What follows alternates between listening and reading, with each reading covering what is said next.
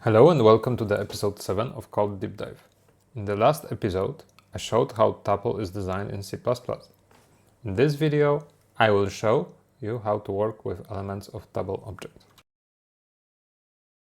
Let's use tuple object from previous example. I will access element 0 and 2.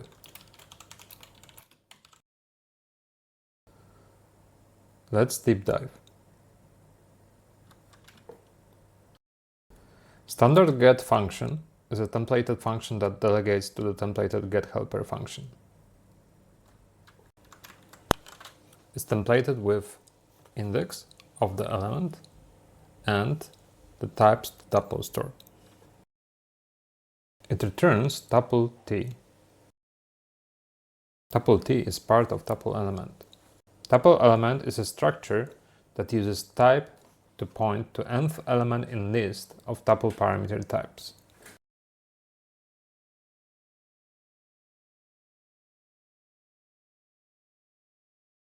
Nth type returns first type from the list for index 0. For index 1 and 2, the first and the second element. For any other value, the definition is recursive. This way, element type can be used in runtime.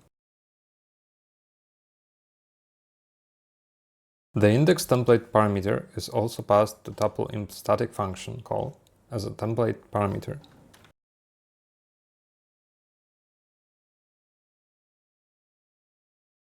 As the tuple imp structure of index 0 has already been declared, it's now sufficient to access head structure element that this particular class is inheriting from.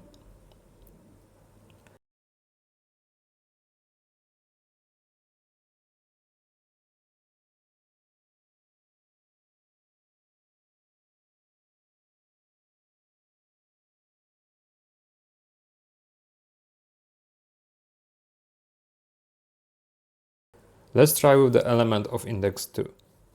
Again, index is passed to the getHelper function.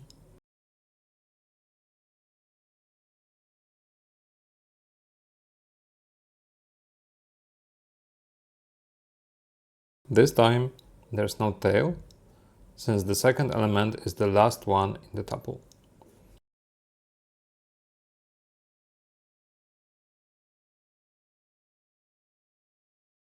This will return float element as expected.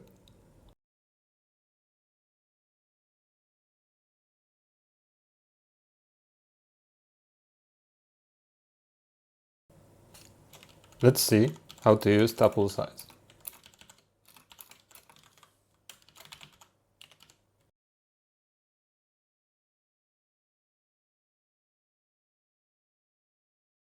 Tuple size is structure that inherits from integral constant, storing size t attribute containing size of information about elements forming template parameters of the tuple type.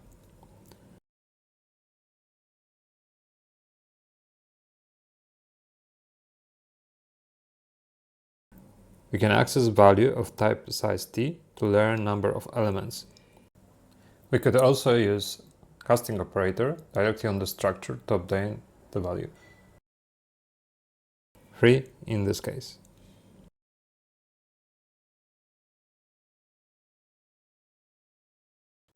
The other function is tie. Tie allows copying values of tuple elements directly into declared variables. In our examples, Q, W, and E, which don't have values yet. Tie creates tuple object with given variables stored as references. Upon instantiation, assign operator is invoked, which performs copy operation of source values to reference variables.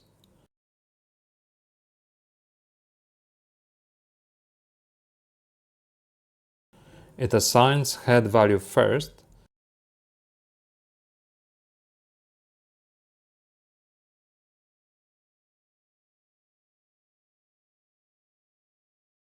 and then recursively invokes assign on a tail.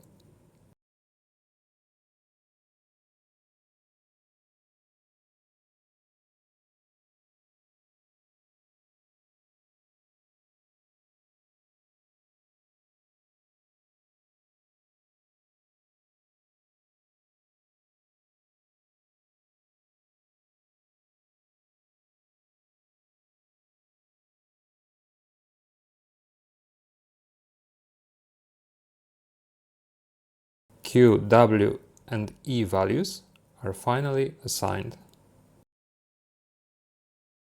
The last thing to mention is tuple element.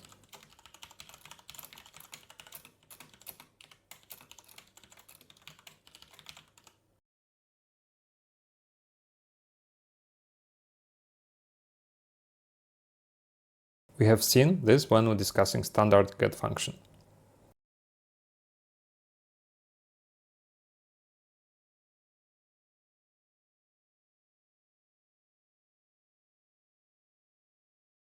In this episode, we reviewed functions that help accessing attributes of tuples. In the next episode, I'm going to show how to use type traits. If you like this video, make sure to like and subscribe. I hope this helps you creating something great. Thanks for watching.